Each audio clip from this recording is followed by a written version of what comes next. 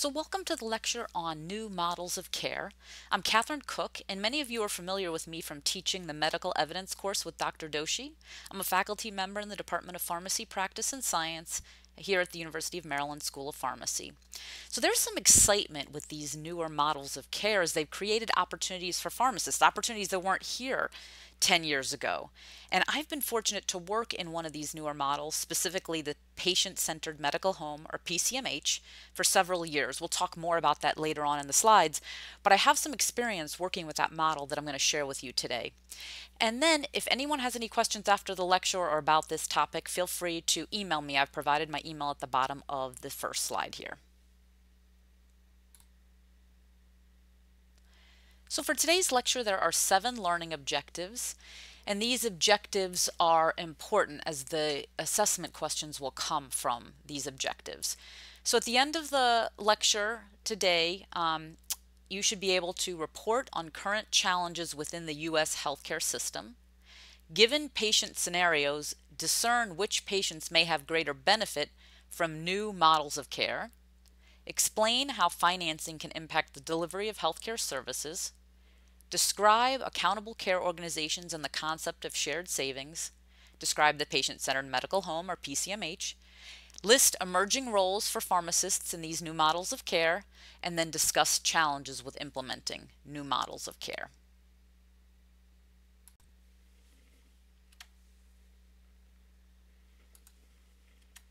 So what's wrong with the U.S. healthcare system?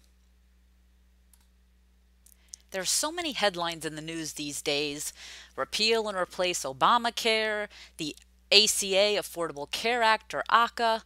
Why is there so much debate over healthcare? The main reason is healthcare spending. It has grown so fast, faster than the rest of the economy. So let's take a look at this graph. GDP, gross domestic product. It is the total value of goods produced and services provided in a country during 1 year here that they've measured on the bottom axis. So on the x-axis you can see 1960 in 5-year increments up to 2010, and then percentage on the y-axis. And so the GDP is really kind of a primary indicator used to gauge the health of a country's economy. So it represents the total value, dollar value of all goods and services produced over a specific period of time. So when we look at these curves, we can see here the wages, there was a 16% increase in that time span. So a relatively small increase in wages compared to the gross domestic product, 168%. And then let's compare that to the red line, which is national health expenditures. So how much we are spending nationally on healthcare, 818%. So just graphically and visually, you can see the huge discrepancy between the GDP, a marker of our country's economy, and the national health expenditure. So we spend a lot of money on healthcare. But the question, maybe that's not bad, right? We spend more on money. We spend more money on healthcare, maybe we're healthier.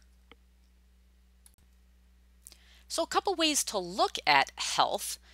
There's many different types of outcomes or measures, and this looks at survival. How long do people live? And you can see at the top red dot is the United States. And let me orient you to this graph. On the y-axis, healthcare spending per person. That's how much we spend per person, and this is all in US dollars to make comparison across the different countries. On the bottom axis, the x-axis, is the average life expectancy to birth, and so the range is 73 to 83. And then you can see the dots represent each country and where the life expectancy, their survival, is related to healthcare spending. So for example, for the United States, it's about $8,500 per person that we spend for healthcare, and average life expectancy is probably 78.75, right, years. Now, compare that to some other countries. So we can compare that to Denmark. They have a little bit higher, 79 years average life expectancy, but spend only about 4,500. Then we look at lots of other countries to the right of Denmark: Switzerland, Norway, Canada, France, the United Kingdom. So all have higher life expectancies and all spend less per person on healthcare.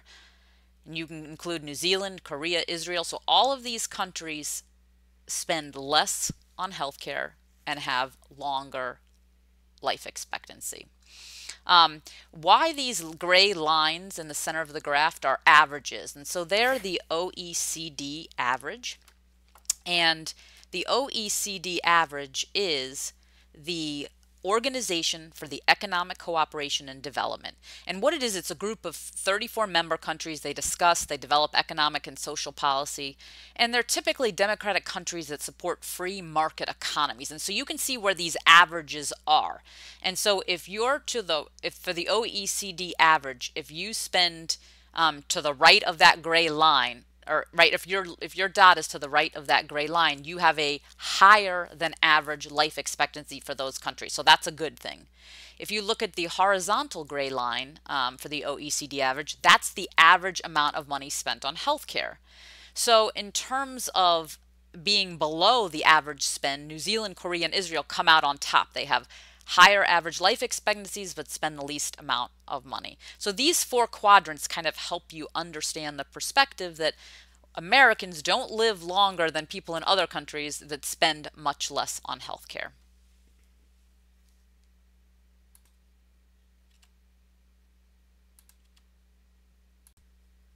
So another way to look at health is looking at specific outcomes. So looking at certain patient populations. And so here this chart shows asthma mortality on the left side, kind of the gray bars, and on the right hand side it's diabetes lower extremity amputation. So we're looking at two different populations and we're looking at outcomes associated with those populations. So for example, patients with asthma are at increased risk for mortality, and certainly we know as pharmacists the importance of appropriate management with drug therapy.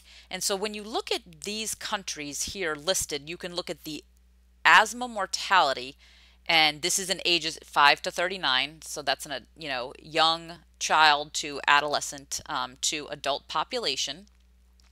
And then these are the rates per 100,000 population. So you want a low rate. So the smaller the bar, the lower the mortality, right? And so you can see here the United States is only second to New Zealand in mortality. So we have higher mortality than these countries except for New Zealand listed on this graph. So that's not a good outcome. Then let's look at diabetes. So how are we doing with diabetes? We now know that about 1 in 3 Americans has diabetes, and one of the complications, especially of poorly controlled diabetes, is lower extremity amputation. So microvascular disease and then amputations is a serious consequence. So again, we want low numbers here, right? These are amputations. And so when we look here, again, the United States here only second to Germany, but clearly higher rates of these bad outcomes. So overall in the US, we have rising healthcare costs, and when we look at markers for health, such as longevity or complications of diseases, the US isn't doing very well.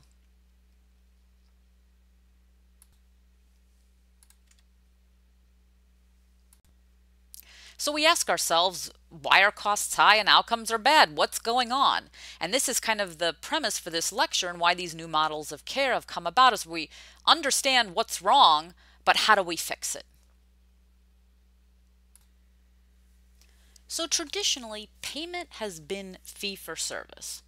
So what is fee for service? Every time a patient receives a service, there is a payment. And how do you make money in a fee-for-service model? You provide more services. So every time you have a blood test, a doctor's visit, a CT scan, or any other service, you and or your insurance company pay separately for what you have received. So in this fee-for-service model, at the very least, it discourages prudent use of resources, and for profit-focused companies, it actually encourages volume. And when we think of this fee-for-service model, a sick patient is actually worth more than a healthy patient. And what happens is that the status quo kind of results in uncoordinated care, duplication of services, fragmentation, so all these aspects that aren't good for the overall care and cost efficiency for patients. And after all, in a fee-for-service model, the more doctors and providers do, the more money they get paid.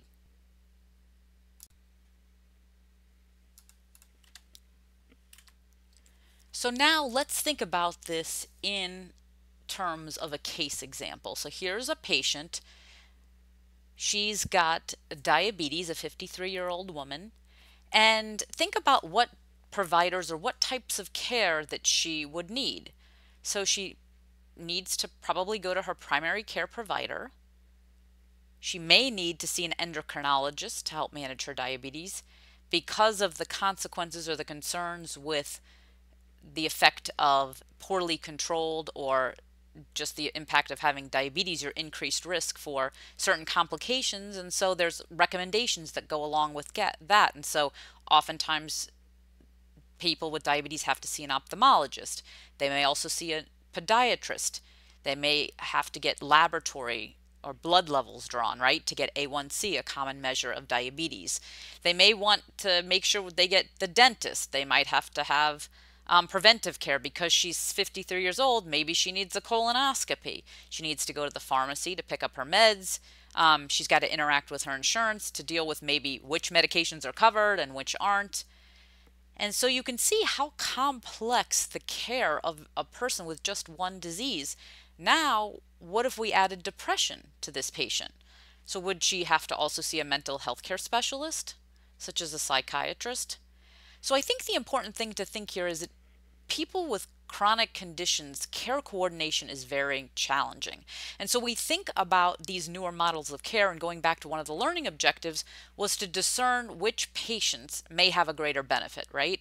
So what do these new models of care focus on? So these newer models of care focus on three things: prevention, right? So preventing someone from getting the disease, and again, certainly wasn't the focus in a fee-for-service model. Primary care, so having a person, an individual, a healthcare provider, kind of the responsible to kind of understand all that's going on with the patient. And then lastly, care coordination, someone or aspects to help manage all the different visits and all the different care that an individual needs to receive. So here's an example, going back to the learning objective, which was to discern which patient may have greater benefit from a newer model of care. So for example, if I asked you to choose between a healthy adolescent who presents to his primary care physician for an annual flu vaccine or a previously healthy 50-year-old man who suffered a heart attack last week, which of those two patients do you think would benefit from one of the newer models of care where we focus on prevention, primary care, and/or care coordination, especially compared to a fee-for-service model? So why don't you pause the video, take a few seconds to figure out which one of those and why. Why would you choose your answer, and then come back.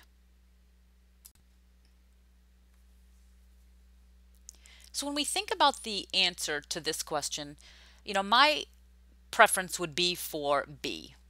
The reason why is I think in the fee-for-service model, it wasn't important to coordinate care, or it wasn't necessarily incentivized to coordinate care or to ensure that a patient received the services. So we've got someone here who's quote unquote previously healthy, who suffered a heart attack. And with a heart attack comes, depending on the severity of the heart attack, many different aspects. So it could have cardiac rehabilitation, potentially lots of new medications, a whole different change in lifestyle management, etc. So there's a lot of care and a lot of coordination for the services that are needed after someone has a heart attack, especially in the acute period.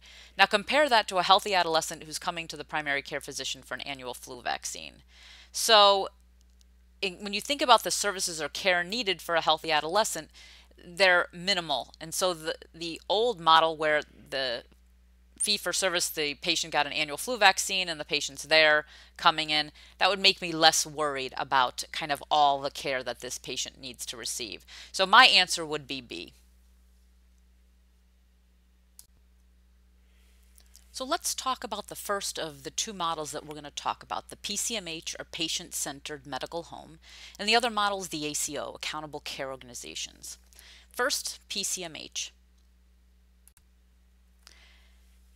So most current versions of the patient-centered medical home are extensions of the chronic care model. And the chronic care model, which is represented on this figure here, it's a framework and it shows the elements of a healthcare system that encourages high quality chronic disease care. So this model was developed by Ed Wagner of the Group Health Cooperative, and you can see here it involves the community as well as the traditional view of the health system. And part of the model is it also emphasizes patient self-management of their chronic disease and team-based care. And I think here at Maryland we do a good job of talking about practicing in teams and the team-based care, and that's certainly a focus for many of these newer models. That was not the case for the traditional fee-for-service.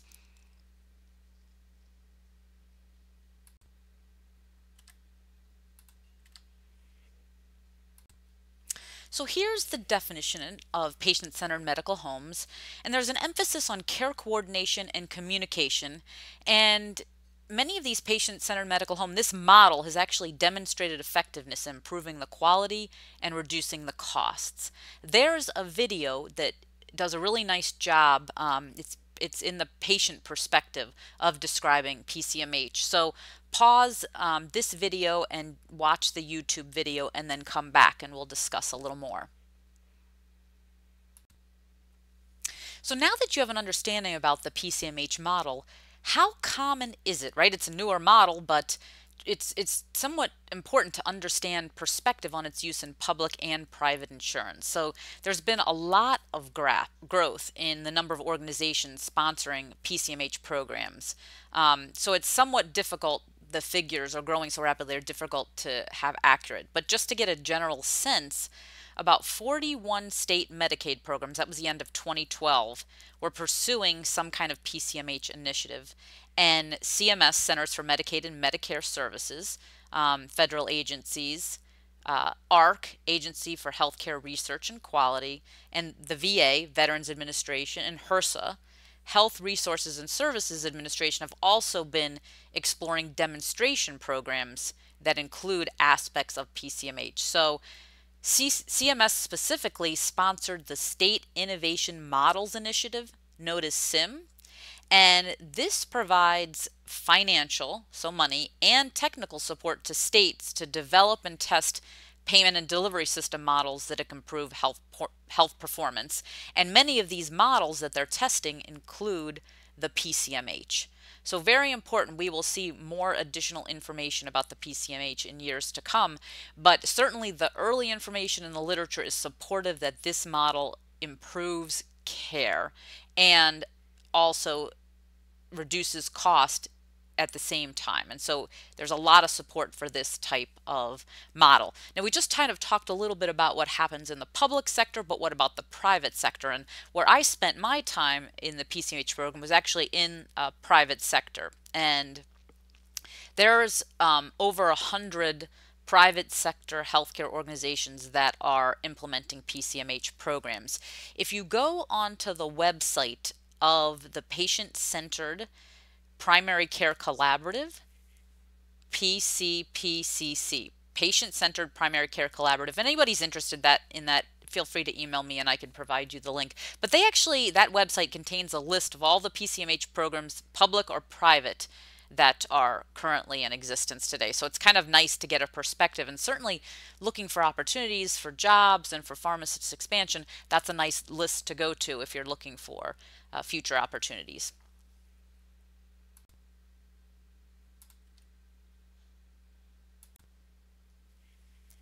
Most patient-centered medical home definitions and initiatives are roughly organized around these 7 principles. And again, these principles are put forward by the Patient-Centered Primary Care Collaborative, PCPCC. So the first one is having a personal physician to enable a continuous care relationship. So this is important for continuity and really refers to the idea that patients have a long-term relationship with their physician over time. So very important. Second one is the physician-directed medical team. And again, this is the team-based care that incorporates knowledge, skills of different professions, different disciplines, including pharmacy, but that there is one central provider, the physician, that primary physician, personal physician, that is understanding all that's going on with the team. Third one is whole person orientation, and this really refers to the comprehensiveness of care and the idea that the medical practice can assume responsibility for most, if not all, of a patient's healthcare needs. Care coordination, very common, right? A common principle here. And this is really integration across care settings. There needs to be communication across transitions of care. So for example, if you're transferring from home to the hospital or the hospital to a rehab setting, we need information, medical information, to be transferred. And it is well known that these transitions of care are a risky time for patients, especially patients with certain conditions and high degree of medical and pharmacy morbidity. Health information technology specifically for this care coordination can play an important role in enabling that effective communication and exchanging the health information. So the next one is quality and safety. And this, I think, is one where we as pharmacists play a huge role. And this is to ensure that practices have structures, processes in place that promote quality and safety.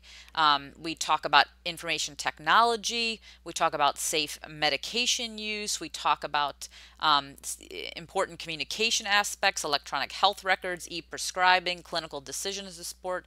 Again, all of these aspects here to monitor quality and safety, and with the goal of improving both of those. Enhanced access, and this refers to whether patients have timely access to care. So we've seen in the news where there's delays, especially a few years ago, in patients seen at certain VAs, Veterans Administration, getting access to care. Many of the delays were not only lengthy but actually resulted in patient harm. And so we want to ensure that there's scheduling systems, there's patients portals, there's facilities that allow patients to message their physicians, schedule their appointments, again, facilitating access to care. And then lastly, the payment system. This relates to kind of, I guess, the idea that a payment system is in place to initiate and sustain those first 6 principles, right? So if I'm rewarding you to see more patients and do more services, that's not going to necessarily reward you to perform care coordination. So maybe I reward you for reducing hospitalization. I reward you for improving quality and safety. And we'll see some initiatives that the government has done to change the payment mechanisms to focus on those. And that the other important thing is not only rewarding you to do these functions, right? But there's also time, effort, and cost needed to implement and support these first 6 principles. So in the patient-centered medical home that I was working in, the insurer actually paid for care coordination. So they actually paid individuals to do care coordination for the individual practices. And the hope there was that, there was a lot of resources needed to kind of get it off the ground, and that if money was shown, that those practices then over time would take on the costs of care coordination. So very interesting model that has actually shown great success in the real world. So what are pharmacists doing in patient-centered medical homes? So here's an article. I've provided the link below. This was written by Nancy Lewis and her colleagues, and it discusses pharmacists' contribution to patient-centered medical homes. And it discusses them within the context of 3 areas. Quality and safety of care is one. Coordination of care is another, and enhancing access to care, right? So if you're paid a certain amount for your patient panel or a group of patients, if you get more patients in your panel, you may get more bundled payments for a larger pool of patients. So interesting aspects to think about this. At the bottom of the slide is the web address, and go to the article and review the section on pharmacist contributions to patient-centered medical homes. Again, exciting opportunities for pharmacists kind of in non-traditional dispensing settings within the PCMH.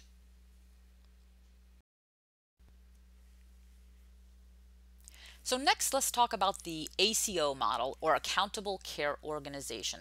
So again, our second type of model we're going to talk about today. ACOs are really a group of providers that are jointly responsible for the healthcare spending and quality of a particular population of patients. So they resulted from innovations in the Affordable Care Act, or ACA, and ACOs are responsible for providing high quality, coordinated care to patients, again, while sharing care delivery and financial responsibility for a defined patient group. So we can start to see in some of the general discussions about ACOs some of the similarities to the PCMH program. But again, the structure and the incentives are a little bit differently, and we'll talk about the differences as we move on to the slides. Mainly, ACOs were created through federal legislation and mainly for the Medicare population. And so there's several ACOs for Medicare, Medicaid, but there's also ACOs with private health insurance, and we refer to these as commercial ACOs. So I'd like you to watch a video. I've got the link here, so pause my lecture and then watch that video. It's very short, describing ACOs. So now that you have a general understanding about ACOs, let's look at this next figure, which shows how the group of providers kind of are brought together, right? So we've got hospitals, primary care physicians, specialists, nursing homes, other types of provider, pharmacies, and these organizations come together and they agree to report and share data on quality type metrics and financial performance. So you can see all of the organizations in kind of the big circle at the top agree to those kind of bottom level aspects. They report levels of performance, how they were doing. They determine whether they're meeting benchmark levels of importance, which is very important, as we'll understand why. And then we look at costs. So are costs below a designated level, right? And so those aspects are very important for the financial part of this piece, right? So the providers jointly set benchmark levels of performance and target levels of spending or costs. What do they believe that they can achieve? Then the ACO members, the providers, these hospital specialists, primary care, they work together, and in order to gain financial incentive, they must meet these benchmark levels of performance and keep the total cost of care kind of below that targeted level.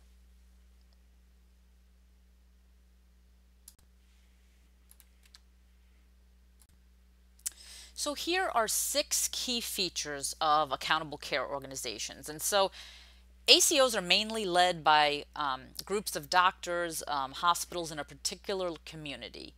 And that means that the activities of providing care and the accountability for the quality and costs of care are located in that community. And that is by design. I don't know if anyone has heard kind of all healthcare is local, but the hospitals, physicians in the community will know what that community needs and will also know how to organize care appropriately. So very important that that is by design, the local community. Secondly, ACOs are new organizations, but they must have the capacity to identify in advance who they're going to be serving, the population they're going to be serving, and then to figure out what resources they need to improve their health and meet the needs of those population. Because the resources are like how many doctors will be needed, doctors visits, what type of hospital care, hospital stays, what about home care, what about lab tests. And this is really different than the way we currently provide care and pay for it, because we talked about the fee-for-service model, right? Where care is provided and payment is provided after that care without any prospective budget and resource planning. So in other words, this is what we're thinking is we're not waiting till care needs happen. We're trying to anticipate what those care needs are and put the resources in to address the care needs in a timely and an efficient manner. They must be able to measure and report on the quality that they're providing and spending measures. And they'll also need to use performance data to improve the care that is provided and to meet the spending targets. And so all of these capabilities, as we talked about, require information technology and exchanging information efficiently and adequately across different providers in the ACO model. And while we've made significant improvements in IT, I can tell you from practicing in different segments, there are still a lot of challenges with getting access to information and getting access to the right information and having the information transfer across different settings within that ACO. So a fourth key feature of the ACO model is really its ability to plan for and coordinate patient care across different settings. So that's from hospitals to doctor's offices to home care to social services providers. So when an ACO patient is discharged from the hospital, where will the follow-up care be provided? Is someone coming to their home? Are they going to have a home health nurse, a visiting pharmacist? Are they going to have to go back to their primary care doctor? Where will the follow-up be provided, and who will manage the multiple activities and multiple care that is needed? So those are very important aspects in the ACO. I think if you think about how and who needs to be accountable for care across the continuum, helps ACOs think differently about the way care is currently being provided and how it needs to be provided, and also using technology in new ways. The fifth one is that the ACO approach assumes that the financial incentives, how we align the financial incentives, or how we design the financial incentives, will be aligned with what we want the ACOs to accomplish, right? Improving quality, decreasing costs. Most physicians and hospitals continue to receive more money when more care is provided. We talked about the volume, right, with the fee-for-service. And so we've got to provide payment incentives where we reward quality and coordination of care. And we'll talk about some of those payment incentives in the next few slides. And then lastly, ACOs need to openly share information with providers, with payers, and patients, so that care can be approved. And this transparency is a really important aspect that has been slow coming, because that allows for new opportunities, and it also does create new challenges for information technology, but very important to have that information transfer to patients, consumers, payers, and providers. And it helps all of us be more informed and make decisions. So for example, if let's say you wanted the patient to get a test or not to get a test, if the patient doesn't necessarily understand why, or understand maybe the potential financial incentive related to that test and the value of that test, it's very difficult to make an informed decision. And that's the whole point, is that we're trying to be more transparent with information that we have and the value that that information will create.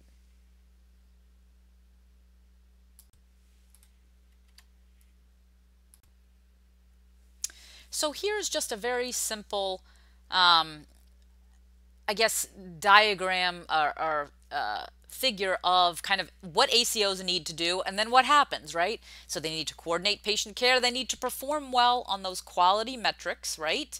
Those quality measures. We're going to, let's say they chose one, they had a high proportion of patients with diabetes, and they said we're going to reduce the percentage of patients with diabetes with an A1C over 9 from 50% to 40%, right? So what are those quality measures that they are aiming to improve? And then they have to reduce spending.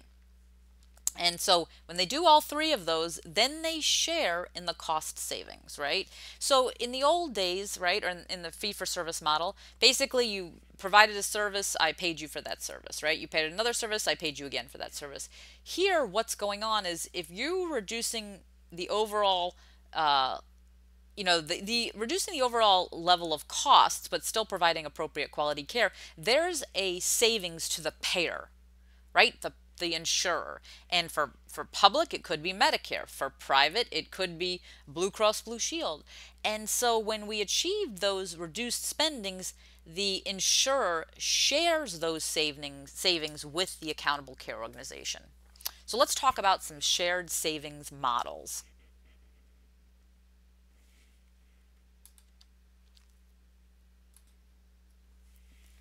So, beginning in 2012, the Affordable Care Act, ACA, established the Medicare Shared Savings Program, MSSP, and the whole point there was to really encourage the development of ACOs. So, in this model, ACOs that met the quality benchmarks and also kept spending below the budget would share in the savings that they achieved with the federal government, and that being CMS, Centers for Medicare and Medicaid Services. And just to kind of give you a perspective on how common these ACO models are, is as of 2016 there were about 434 ACOs participating in this one program, the Medicare Shared Savings Program.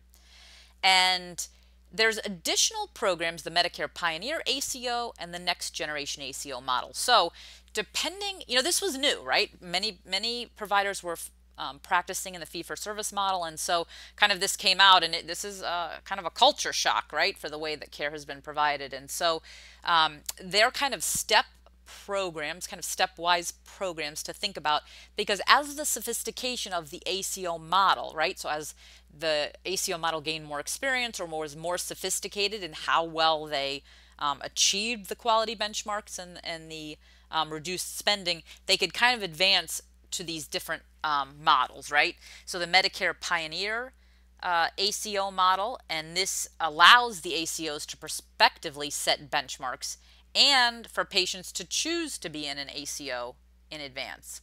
And there's special incentives in these kind of programs for telehealth, so providing, kind of healthcare not live, but using video or telephonic capabilities, and also included incentives for care coordination activities. And just to kind of give you a perspective, we talked about 434 ACOs participating in the Medicare Shared Savings Program. There were, in 2016, only about 21 ACOs in the Next Generation ACO program. And you can see that these programs really are designed to, as the ACO gets more sophisticated, for them to kind of determine what areas they're going to focus on, what are the benchmarks they're going to set, and then what savings they can expect from those models. So let's talk a little bit more about the payment. So in this figure, it talks about kind of paying for accountability, right? And so we can see here on the x-axis is time, and on the y-axis is spending. So how much money is spent on healthcare for that ACO. And so you can see here the projected spending is kind of an orangey brown line. And the projected spending, obviously we talked about the increase in spending was expected to increase. And so Medicare sent the benchmark at green, right? And so that was, projected spending was the orange brown, green was the benchmark. And so in order for you to get money to share in the savings, your actual spending for the ACO, the blue line, had to be lower than the green line. Now this shows, you can see where the savings is. It's the difference between the green and blue lines. And that could be a larger difference. It could be a smaller difference. So again, in order to participate, your actual spending had to be less than the benchmark, but there's obviously varying degrees of level. Sorry about that. For how much money you would save. Now, cost is not the only consideration, because again, when these programs were being put together, the government and Medicare was concerned that if I'm only paying you based on money, quality of care might suffer, right? So there was concern with that. So let's look at the other requirement for ACOs, which is quality of care. And there are metrics that ACOs must meet, and they're in these areas. So patient experience, patient safety, care coordination, delivery of preventive care, and control of chronic conditions. So again, very important that the quality of care had to be met in addition to the savings. So if you just save money, but then none of your metrics, were met for any of these areas, you would not share in the savings. And so you had to meet, in addition to the financial benefits, you had to meet the quality of care metrics to receive part of the shared savings. So again, let's think about what are the pharmacist opportunities in ACOs. So here is a very short article written in Pharmacy Times, and it kind of provides some practical advice for opportunities within ACOs. And they really focus on two distinct areas: providing MTM, medication therapy management, and conducting annual wellness visits. And so at the bottom of the slide is a web address you can use to access this article and then read about pharmacist roles in both of those areas.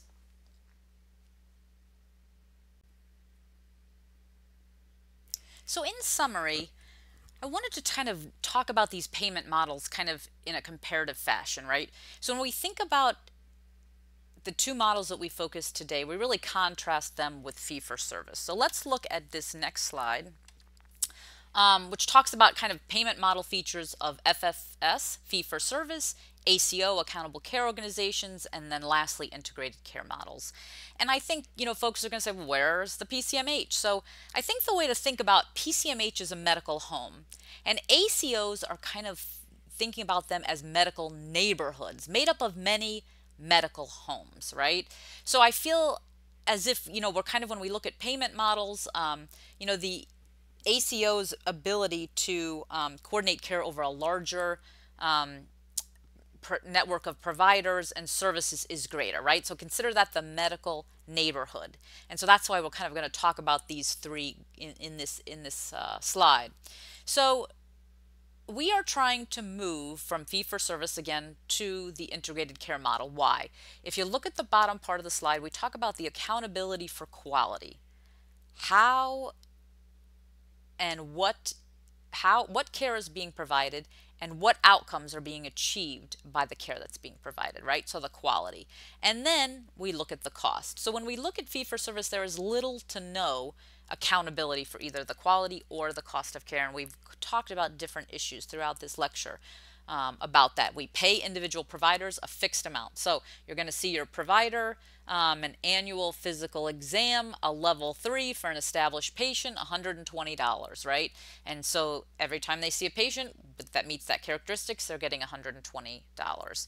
It's important to data capture and share primarily for billing purposes. We need to know what service has been provided so we know how much the provider gets paid. But there's little to no incentive for providers to not get every test for every patient, or for providers to think about how to coordinate care or to be responsible. And in fact, I really think there is disincentive, right? So a primary care physician once told me he spent 5 hours trying to get a patient in to see a specialist, because he felt that the patient really needed to be seen by the specialist, and when the patient had called, it was months until the patient could be seen. Well, there was no reward, except doing the right thing, that provider spent 5 hours, right? And in fact, there was disincentive because all of the patients that had been scheduled for that provider were, they were delayed in seeing. He felt time pressure in order to see them all, and so their visits maybe were cut back. So I really feel like there's a disincentive to do these things in that fee-for-service model. So again, on the right side of this slide, we're kind of looking at that integrated care model, exactly the opposite focus. So here we want an outcome, and that's where we get a significant accountability for quality and cost. So it's not only that you're doing the right things, but that why you're doing them is achieving the goal that you want to achieve. So we pay the entity, right, the group of providers, the system, the facilities, however that entity is structured, and we pay them based on the savings, the outcomes they achieve, and the patient experience. And that's kind of where we hope to get with integrated care. Somewhere in the middle is kind of PCMH, our medical home, and then ACOs, our medical neighborhood. And in the ACOs, we're still giving the providers kind of some upfront money, right? So you still have, here's some money upfront because we're going to pay you to kind of do some of these things that you're not used to doing. We're going to give you an incentive. So if you meet the benchmarks in terms of quality and financial, we're going to give you some more money. And then we're also kind of paying you in somewhat of a fee-for-service model, right? So we're still paying you for the services, but if you reduce the overall amount of services in an appropriate manner, you maintain the quality, and then reduce costs, you're going to get more money. So, right, it's kind of looking more at improved processes. And so you can see how these payment model features, how they affect the accountability for quality, the accountability for cost, and also affecting the ability, basically how we're incentivizing or paying them. So in a sense, it's kind of like, well, if these models are better, why aren't we there? And the reality is that there's a lot of challenges with these newer models of care. One of the biggest ones, I think, for me that I've seen in practice is really this first bullet point, this dramatic transformation. So providers have been used to providing care in a certain way for a long time, sometimes decades, and it is very difficult to change the way you practice. Something that's not on this slide, I think, is also the legal liability. And so I've heard numerous times over the years that providers like, it's not really needed that you get this x-ray or that you get this CT or MRI, but because of legal liability, we're just going to rule out that 1 in 2 billion chance that you have something wrong. And so I think that's something else that we didn't even talk about on here with these with transforming care.